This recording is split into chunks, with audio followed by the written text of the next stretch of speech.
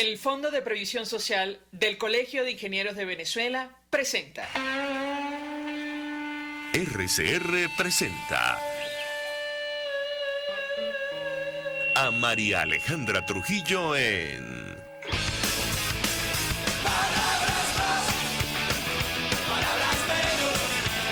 Palabras más, palabras menos.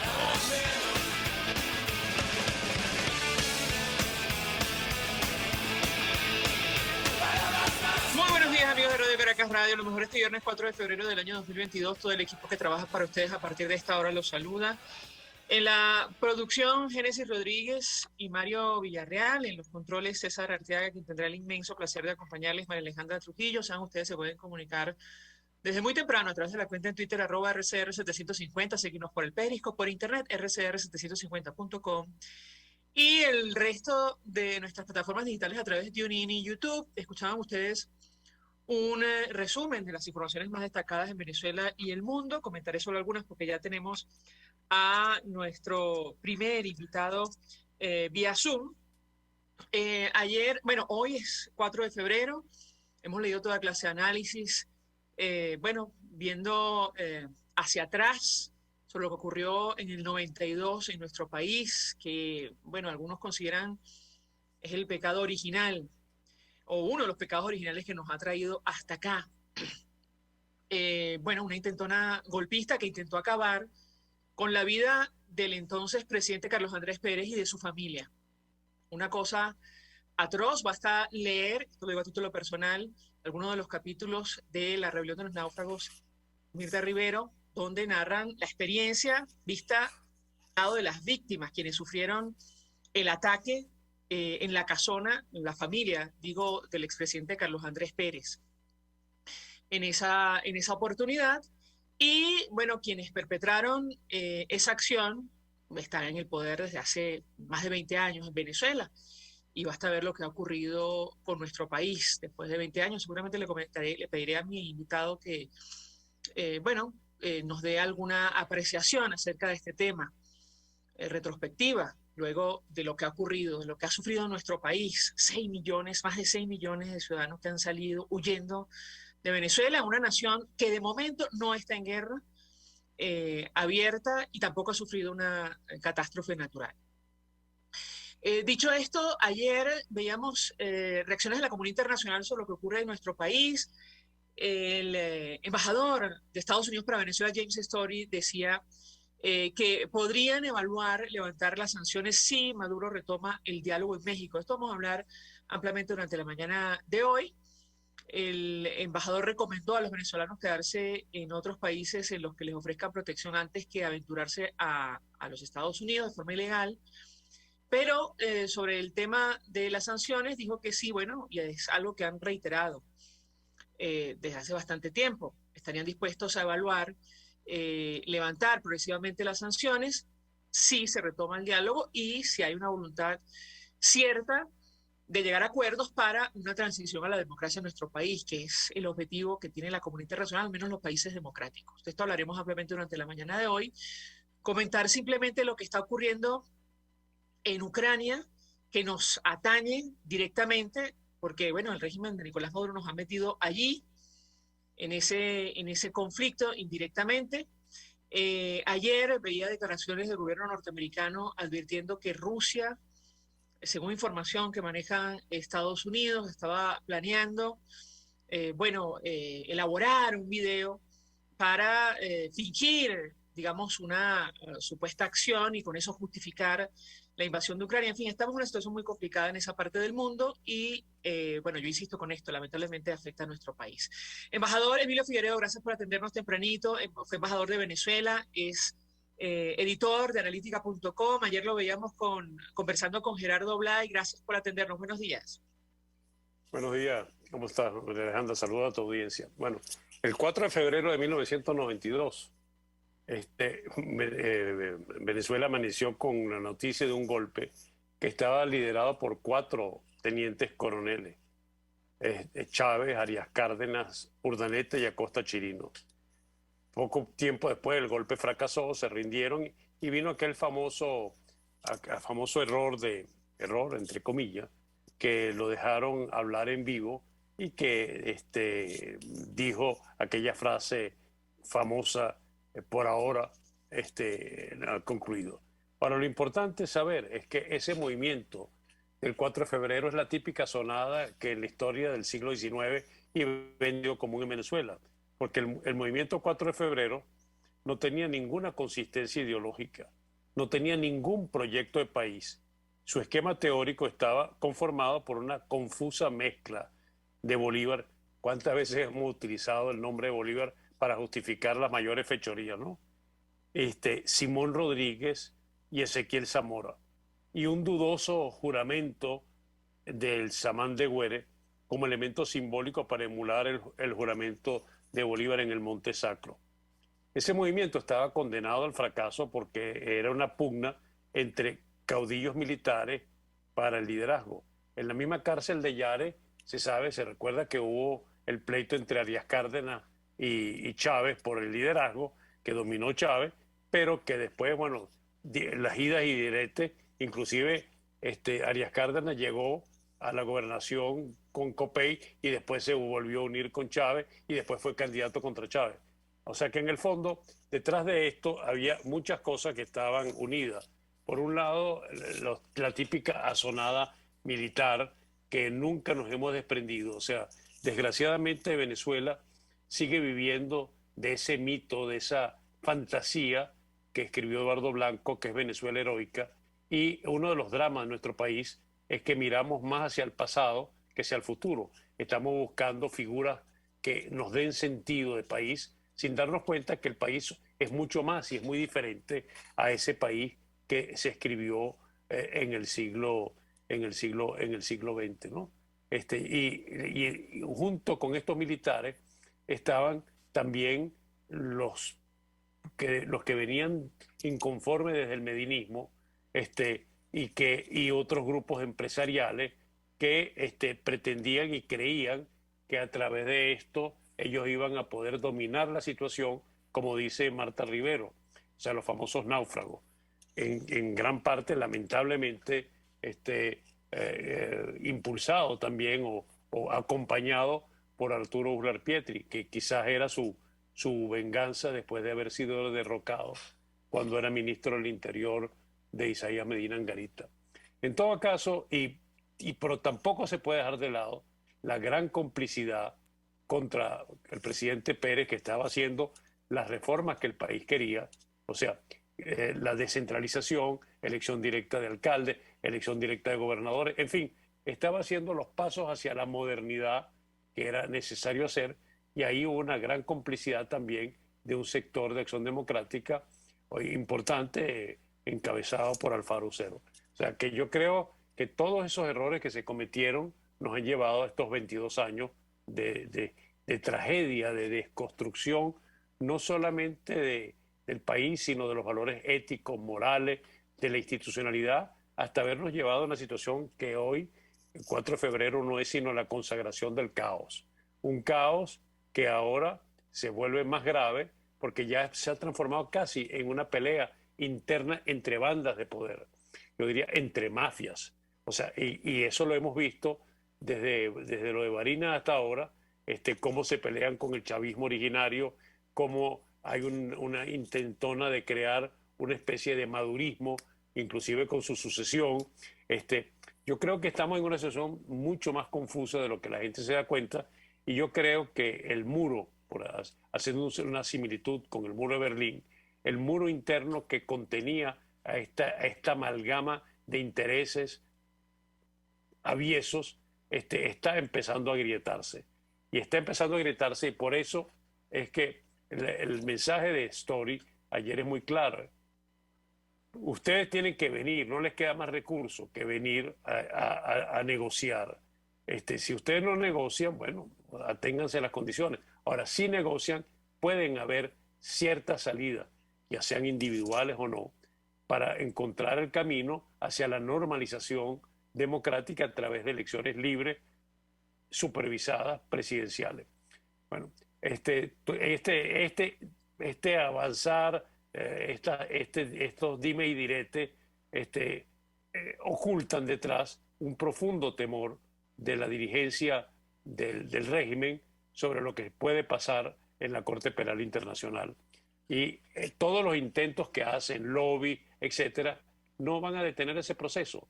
Yo creo que ya el camino está señalado y por eso serían inteligentes si tratan de encontrar algún tipo de solución que permita que la sobrevivencia, posiblemente en el tiempo, de lo que fue un inicio de movimiento político. Porque hoy en día el PSUV no es absolutamente nada, como lo ha demostrado en las elecciones. Y ya en noviembre, toda la oposición dividida, sumada, tenía muchísimo más votos que el PSUV.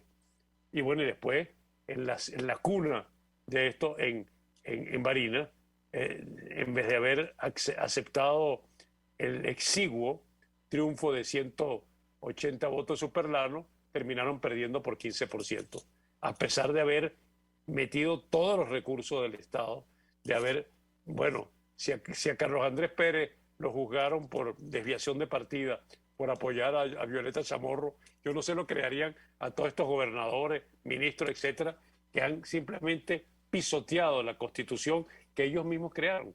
Entonces yo creo que aquí hay un espacio para cierta esperanza. Yo creo que el tiempo es inexorable.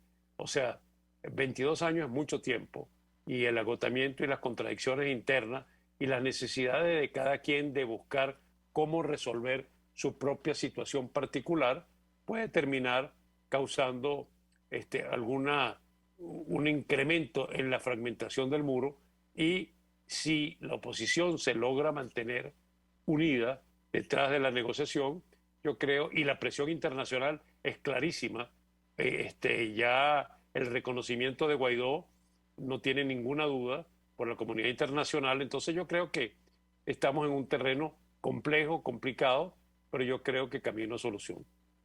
Ahora, tengo que preguntarle mejor, ya vamos a entrar al tema, evidentemente, de la negociación, la posición de la comunidad internacional, la preocupación cierta acerca de lo que está ocurriendo en Venezuela y el deslave humano, que ya suma más de 6 millones de personas y contando.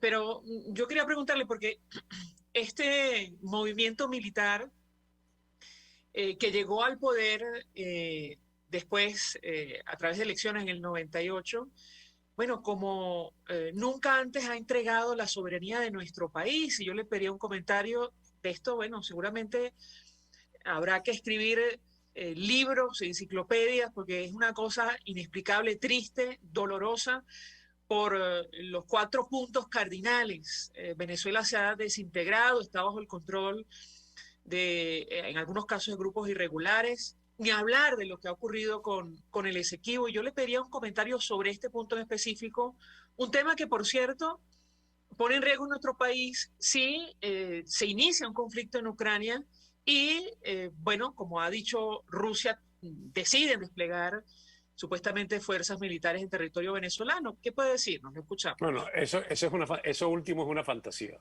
Rusia es un país cuya economía, no quiere decir su armamento, es menor que la del estado de Texas en Estados Unidos. O sea, Rusia es un gran oso con pie de barro, con una gran capacidad militar terrestre, ¿eh? Porque ni en la Marina no tiene ninguna relevancia particular. Y como tiene una economía que, si bien es verdad que tiene unas reservas en el Banco Central ruso muy grandes, pero su capacidad de producción está vinculada esencialmente a la exportación de gas y petróleo, que en este momento les es favorable porque los precios están muy altos. Pero un país no es solamente un país como los países bananeros, o sea que viven de sus exportaciones y no de su capacidad industrial o su capacidad de sostenibilidad en el tiempo. Yo no creo que va a haber guerra en Ucrania.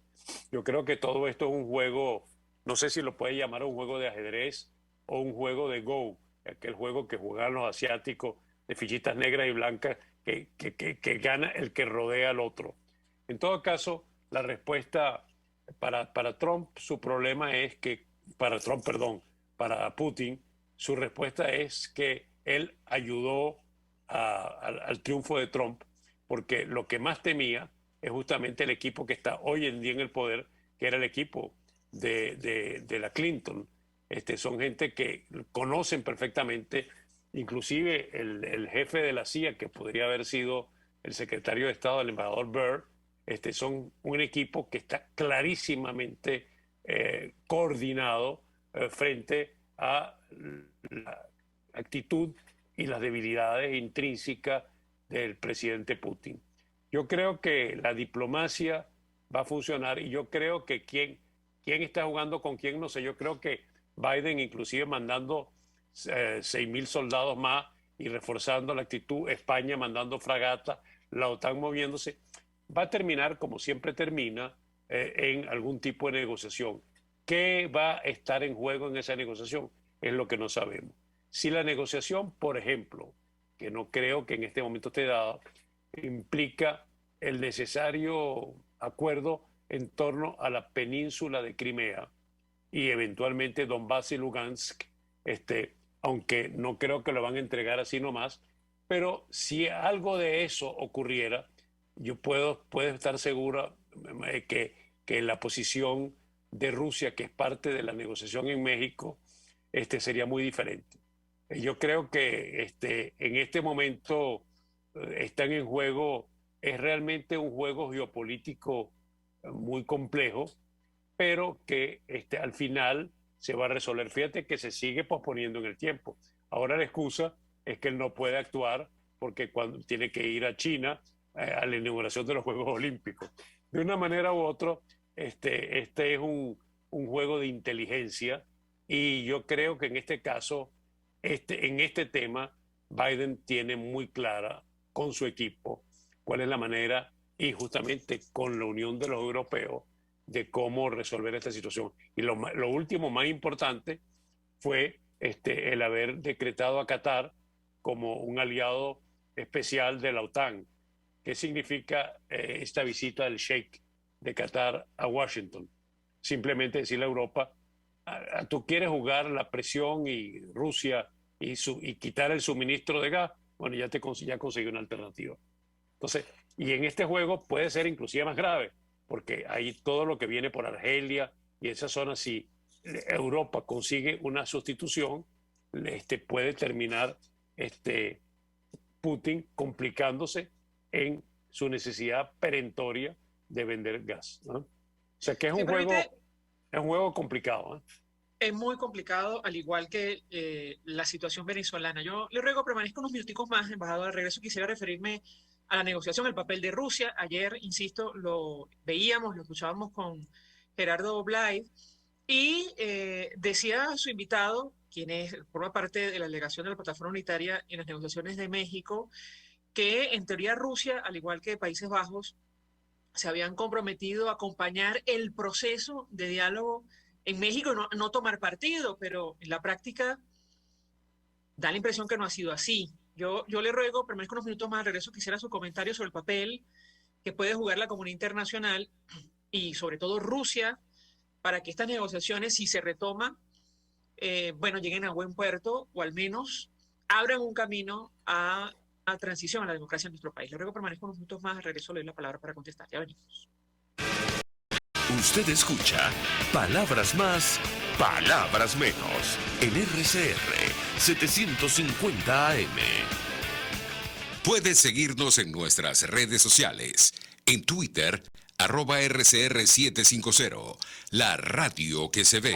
Mensaje del ingeniero José Peraza, tesorero del FONPRES CIB. Estimado colega ingeniero, arquitecto y profesional afín, el Colegio de Ingenieros de Venezuela y el Fondo de Previsión Social, preocupado por la salud de tu familia, ha diseñado un sistema de salud integral que coloca a tu disposición y que contiene asistencia primaria de salud, ambulancia, hospitalización, cirugía, oftalmología, dermatología, fisioterapia, psicología, odontología, farmacia y funerario. Para mayor información, visítanos a nuestros portales cib.net.be, FONPRESCIB.net.be, Colegio de Ingenieros de Venezuela, construyendo futuro. Y ahora quiero hablarte de Comercializadora Prada. Y ya de solo nombrarlo se me hace agua la boca, porque Comercializadora Prada son los más frescos quesos y embutidos que te llevan a tu casa. Todos los quesos, todos los embutidos. Y como cuentan con proveedores exclusivos, te resulta mucho más económico. Llámalos ya. 0424-134-6035 en Instagram wprada.ve. Comercializadora Prada, todo en quesos y embutidos con la mejor relación precio-sabor. Todos las piensan, todos las escuchan y María Alejandra Trujillo te las dice. Palabras más, palabras menos. Continuamos, amigos, palabras más, palabras menos, hablando acerca de, bueno, la comunidad internacional y Venezuela, a la luz de las últimas declaraciones que hemos escuchado de distintos voceros, incluyendo el embajador de Estados Unidos para Venezuela, James Story, referidas a las negociaciones en México. Nos acompaña el embajador Emilio Figueredo, fue embajador de Venezuela y es editor del portal analítica.com. Yo le dejaba una inquietud, embajador, ayer lo veíamos, lo escuchábamos con Gerardo Blay, jefe de delegación de la plataforma unitaria en estas negociaciones en México, y él mencionaba el papel de los acompañantes del diálogo, incluyendo Rusia. Decía que estos países se habían comprometido a acompañar, digamos, promover el proceso sin tomar partido por, digamos, los sectores involucrados. Sin embargo, en el caso de Rusia da la impresión que no ha sido así. Yo le pedí un comentario, ¿qué podemos esperar del papel de la comunidad internacional en el marco de esas negociaciones? Lo escuchamos. Bueno, primero, esta negociación es un procedimiento completamente distinto a lo que hubo en el pasado. Primero, no es un cara a cara solamente entre oposición y el régimen, sino que hay una mediación, o como lo quiera llamar, facilitación, como lo quiera llamar, de los noruegos, que dan una metodología. Toda negociación es un proceso sistémico que tiene una serie de reglas y órdenes, y estas se han venido cumpliendo. Fíjate que solamente pueden declarar, porque han firmado un acuerdo entre ellos, los jefes de delegación, y generalmente no declaran. Fue curioso poder escuchar ayer en la entrevista que le hice en Analítica, y que está, por cierto, en YouTube, en Analítica TV, a Gerardo Blay, que no declara, y tampoco declara Jorge Rodríguez, porque hay una metodología que establece cuál es el procedimiento para poder avanzar. Evidentemente, la presencia de Rusia y el Reino de los Países Bajos es parte, digamos, de la observación continua del proceso de negociación. Pero ahora entramos en una fase nueva.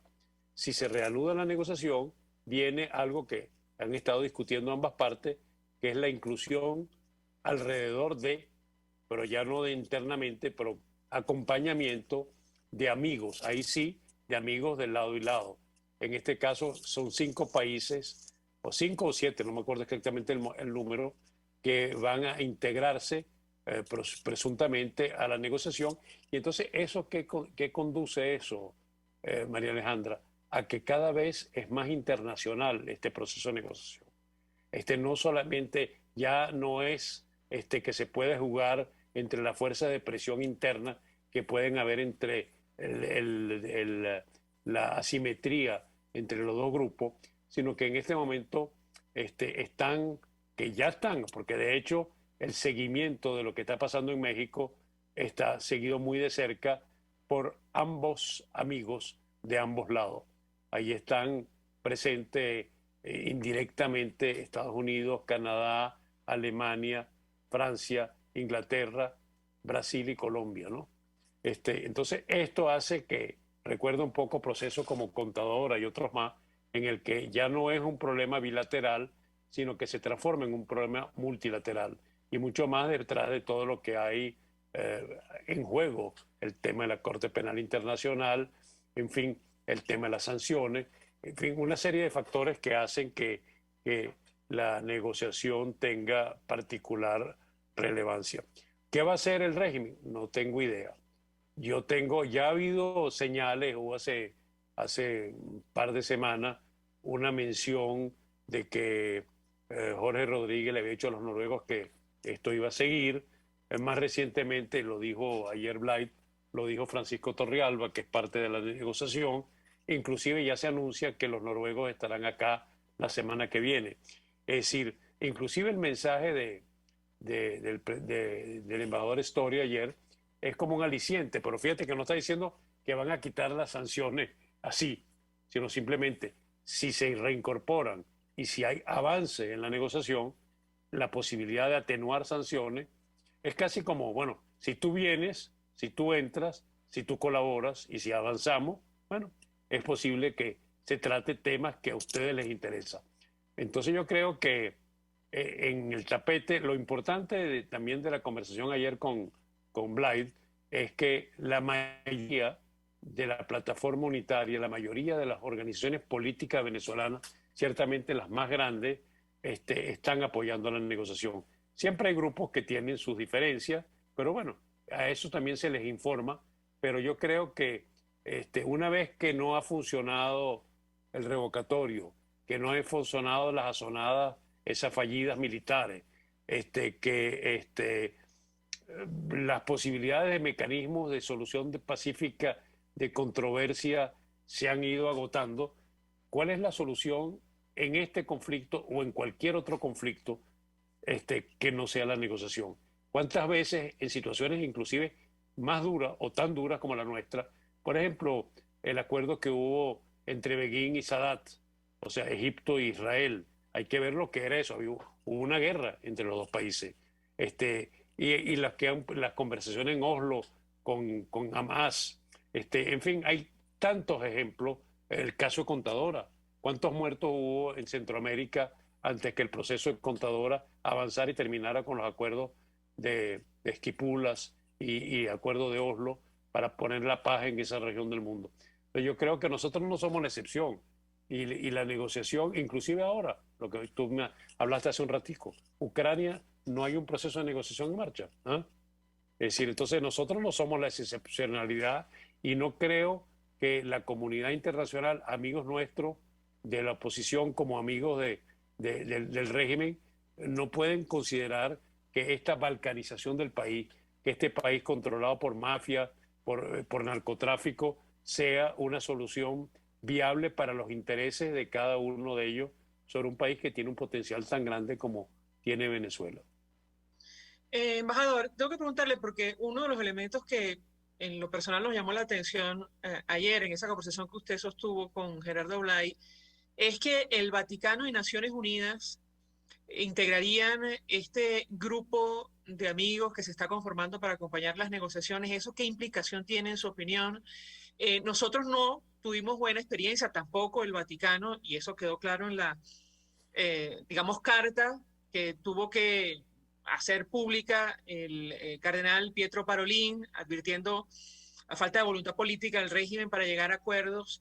¿Qué puede cambiar con, digamos, esta decisión de integrar al Vaticano y Naciones Unidas a este nuevo intento de negociación? Yo creo que es una mala interpretación de lo que dijo Blyth, porque lo único que se va a incorporar es el grupo de los amigos. Y en el grupo de los amigos no está ni el Vaticano ni Naciones Unidas. Ellos tendrían una función eventualmente, si es que es el caso, y no sé por qué eso vino a colación, en el procedimiento de México, lo que está previsto, ya están los que forman parte como observadores del proceso de negociación, que es Rusia y el Reino de los Países Bajos. Ahora se sumarían en la periferia, por decir, pero ya estarían vinculados sistémicamente al proceso de negociación. Serían 5 o 7, no me acuerdo exactamente el número, pero posiblemente son 7 países de ambos lados que son amigos, que coadyuvan a eso. Ahí no entra ni el Vaticano ni Naciones Unidas. Si hay un rol más allá de eso, yo no lo sé, yo no tengo esa información. Me sorprendió un poco el comentario de Blyth en eso, pero podría ser más bien un desideratum, un deseo de que hubiera como una especie de, si avanza el proceso de negociación, hubiera un garante absolutamente más allá del bien y del mal, como pueden ser instituciones como el Vaticano y como las Naciones Unidas. Pero yo no creo que sea parte de esta etapa del proceso. Que si se va hacia eso, bueno, puede ser todo proceso, cuando llega a una culminación de una negociación y un acuerdo, necesita garantes, ¿no? Y los garantes no son solamente tus amigos, sino alguien que esté más allá de tus amigos. Y ciertamente es una instancia que se ha utilizado en tantas otras negociaciones. Naciones Unidas y el Vaticano han sido factores importantes. El Vaticano fue un factor importantísimo en los acuerdos que se llegó en el gobierno de Obama con Cuba, ¿no? ¿Te acuerdas que hubo unas negociaciones durante meses Estados Unidos que no se sabían públicamente? Estados Unidos y Cuba en Canadá con una garantía encima del Vaticano. O sea, yo creo que es más bien una idea hacia el futuro más que una realidad actual. Ahora, embajador, usted decía, tiene información de que la delegación noruega probablemente regrese a Venezuela. ¿Qué expectativa tiene usted en lo personal sobre...? Bueno, yo creo que ellos vienen a su rol de facilitación, hablar con ambas partes, convencerlo de la importancia que tiene reanudar el proceso de negociación, y creo que por algunas voces que se oyen, lo más probable es que eso ocurra, aunque con el régimen todo puede ser imprevisto, ¿no? Porque hemos visto, por ejemplo, en las últimas medidas que por un lado liberalizas la presión sobre los bancos, permites operaciones en dólares, pero por otro lado la Asamblea pone un impuesto sobre las transacciones en dólares y al mismo tiempo el régimen llega y te cierra 5 medios de comunicación. O sea que hay algo, diríamos, casi esquizofrénico en la actuación del régimen que dispara para todos lados. Te liberalizo, te radicalizo, en fin. Yo creo que en fondo detrás del régimen hay mucho miedo, detrás de las personas del régimen, porque bueno, lo que hablamos al principio de lo que pasó en Siria, demuestra que tampoco tus caprichos se pueden mantener para siempre si estás le estás pisando los callos a los grandes actores internacionales. O sea, el margen de maniobra es relativo, aunque los que están en el poder creen que es absoluto. Y en realidad Venezuela no es sino un átomo en un sistema, un ecosistema en el cual formamos parte de unas realidades superiores a nosotros, que es lo que se llama la geopolítica mundial. Embajador, tenemos que hacer una pausa para ir a publicidad. Al regreso quisiera referirme a uno de los temas, si me permite, y le quito unos minutos más. Referirme al tema que mencionaba Gerardo Blay en torno a la reforma del Poder Judicial, que es uno de los puntos de la negociación. Efectivamente, como usted dice, el régimen, digamos, actúa a veces de manera, usted dice esquizofrénica, pero digamos sin sentido, porque por un lado está ese punto de la negociación y por otro ellos avanzan en una reforma del Poder Judicial para seguir manteniendo el control del Tribunal Supremo de Justicia, y algunos interpretan que para tratar de evadir, digamos, su responsabilidad en el marco de esta investigación que adelanta la Corte Penal Internacional. Le ruego permanezca unos minuticos más. A regreso le doy la palabra para contestar. Ya venimos. Estás escuchando Palabras Más, Palabras Menos, por RCR 750 AM. Sintonícenos a través de Periscope, @RCR750, la radio que se ve. Mensaje del ingeniero José Peraza, tesorero del FONPRES CIB. Estimado colega ingeniero arquitecto y profesional afín, el Colegio de Ingenieros de Venezuela y el Fondo de Previsión Social, preocupado por la salud de tu familia, ha diseñado un sistema de salud integral que coloca a tu disposición y que contiene asistencia primaria de salud, ambulancia, hospitalización, cirugía, oftalmología, dermatología, fisioterapia, psicología, odontología, farmacia y funerario. Para mayor información, visítanos a nuestros portales cib.net.be, fonprescib.net.be, Colegio de Ingenieros de Venezuela, construyendo futuro. En Global Therap seguimos comprometidos con tu rehabilitación física, te ayudamos a recuperarte de tu posoperatorio y en el alivio del dolor. Búscanos en el Centro Comercial Multiplaza Paraíso Nivel Empresarial 2 a través de Twitter e Instagram o llámanos al 0412-256-1104. Y no olvides lavarte las manos con agua y jabón y cumplir con el distanciamiento social. Global Therap y despídete del dolor. Ellos sí que no saben nada. Y así nos va. El espacio donde se tocan los temas más candentes de interés político y nacional. Y así nos va. En este programa, la picardía y el humor inteligente son los protagonistas. Pura cabilla. Lara y Hernández descosen y revelan los secretos más oscuros del acontecer político. Y así nos va. De lunes a viernes a las 4 de la tarde. Por RCR 750 AM.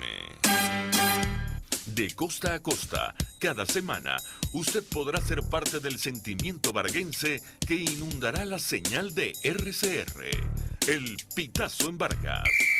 Acompaña a Luis López en el recorrido por la ruta de la actualidad informativa en el litoral.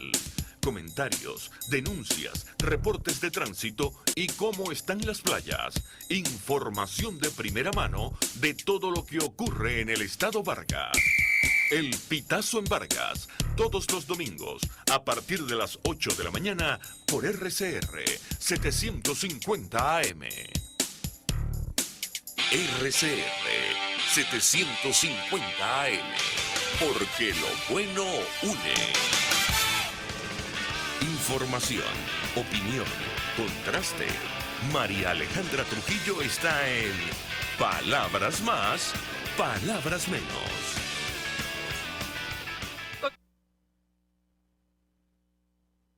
Emilio Figueredo, por continuar con nosotros estos minuticos. Sé que tiene compromisos, pero no quisiera dejar en el aire la inquietud que le trasladé sobre el tema de la reforma al Poder Judicial. Uno de los puntos que figura en las negociaciones en México, decía Gerardo Blay, sería un error. Usted me corregirá si me equivoco, embajador, si el oficialismo, el chavismo, el régimen continúa con esta reforma para mantener el control sobre el Tribunal Supremo de Justicia. ¿Qué puede decirnos sobre este punto en específico? Entre otras cosas, algunos interpretan que intentan evadir de alguna manera responsabilidad en el marco de la investigación que adelanta la Corte Penal Internacional. Lo escuchamos, embajador. No, frente a la Corte Penal Internacional esta medida no tiene ningún efecto. Lo que yo creo que están buscando es simplemente blindarse, porque justamente ante las situaciones que vienen les interesa tener un control absoluto sobre el TCJ. Por eso es que estamos viendo que hay un proceso curioso, María Alejandra, de deslastre interno. Hemos visto cómo en las pugnas internas de ellos han ido sacando del juego a algunos factores. Por ejemplo, en la delegación que está en México no hay ninguna persona que represente a Diosdado Cabello. No sé qué es lo que está pasando en el TCJ, pero en todo caso es una protección que ellos están estableciendo, que no pueden permitir que haya discrepancia, sino que necesitan un TCJ absolutamente amarrado, digamos, al Ejecutivo. Independientemente del tema de la negociación en México, es un problema de supervivencia de ellos acá. Embajador, le agradezco profundamente, no quería dejar por fuera su respuesta, por atendernos, acompañarnos estos minutos. Era el embajador Emilio Figueredo, fue embajador de Venezuela y está al frente del portal analítica.com. Hacemos una breve pausa, regresamos con más. Hasta luego. Escuchas a María Alejandra Trujillo en Palabras Más, Palabras Menos, por RCR 750 AM. Puedes seguirnos en nuestras redes sociales. En Twitter, @RCR750, la radio que se ve. Mensaje del ingeniero José Peraza, tesorero del FONPRES CIB. Estimado colega ingeniero arquitecto y profesional afín, el Colegio de Ingenieros de Venezuela y el Fondo de Previsión Social, preocupado por la salud de tu familia, ha diseñado un sistema de salud integral que coloca a tu disposición y que contiene asistencia primaria de salud, ambulancia, hospitalización, cirugía, oftalmología, dermatología, fisioterapia, psicología, odontología, farmacia y funerario. Para mayor información, visítanos a nuestros portales cib.net.be, fonprescib.net.be, Colegio de Ingenieros de Venezuela, construyendo futuro. Y ahora quiero hablarte de la estación de servicio del Club Hípico, esa misma frente al Terras Plazas. Te invito a que la sigas en su Instagram, @bpterrazas, donde en su historia están informando permanentemente la dinámica diaria en cuanto al servicio de surtido de gasolina. Con todos los mecanismos de pagos, la bomba Terrazas del Club Hípico cuenta con una gran tienda de conveniencia donde podrás encontrar todo lo que necesitas, tanto para ti como para tu carro, y también con atención de baterías Duncan. Estación de servicio Terrazas del Club Hípico. Calidad y servicio de primera clase. Se dicen, se ocultan, se piensan, se descubren. Palabras más, palabras menos. Con María Alejandra Trujillo. Continuamos, amigos, palabras más, palabras menos, hablando acerca del papel de la comunidad internacional en un posible proceso de transición a la democracia en nuestro país. Nos acompañaba en el corte anterior el embajador Emilio Figueredo, que fue embajador de Venezuela y está al frente del portal analítica.com, y comentábamos con él las declaraciones del embajador de Estados Unidos para Venezuela, James Story. Ayer en su programa Aló Embajador se refería a varios temas, incluyendo las negociaciones en México, y uno de los temas que él ha puesto sobre la mesa es la posibilidad de evaluar el levantamiento progresivo de las sanciones si el régimen de Nicolás Maduro muestra una verdadera voluntad política para acompañar una transición, un tema, por cierto, que no es nuevo, que está en el plan que inicialmente presentó hace algunos años Estados Unidos. Vamos a escuchar, vamos a reponer para ustedes parte de estas declaraciones que ofrecía el embajador Story. Podemos hablar mucho sobre esa pregunta. No sé si realmente no es una pregunta, más un conocimiento.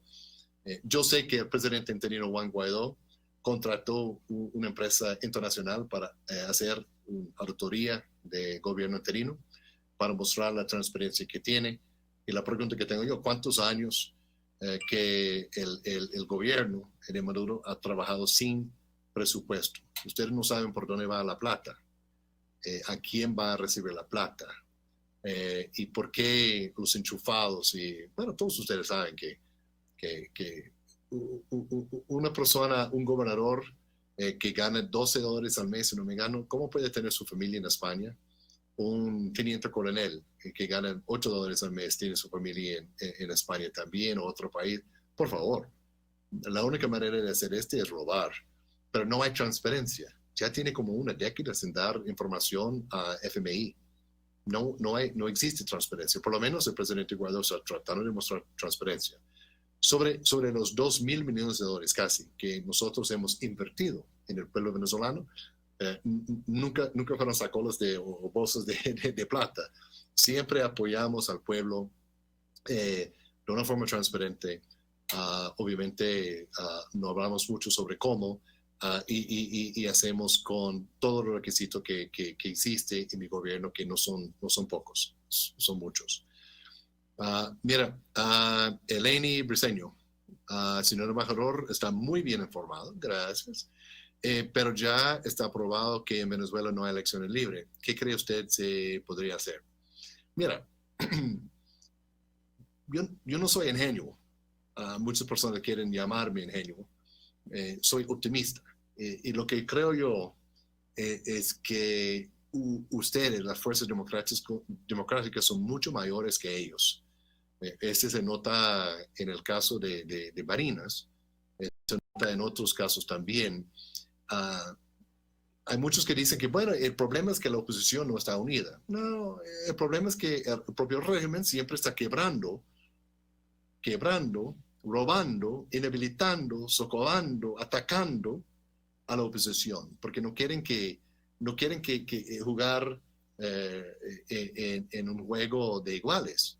Lo que quieren ellos es que hay una persona enfrentando 10 Lionel Messi en el campo de fútbol, y el árbitro es el propio Maduro. En este caso, el TSJ. Es la misma cosa. Es el bufete de abogados del régimen. Ahora van a hacer sus cambios. Bien, parte de las declaraciones del embajador de Estados Unidos para Venezuela, James Story, quien insistimos ayer decía que de regresar a México, el gobierno norteamericano podría evaluar el levantar las sanciones dentro de las conversaciones, claro, de manera progresiva.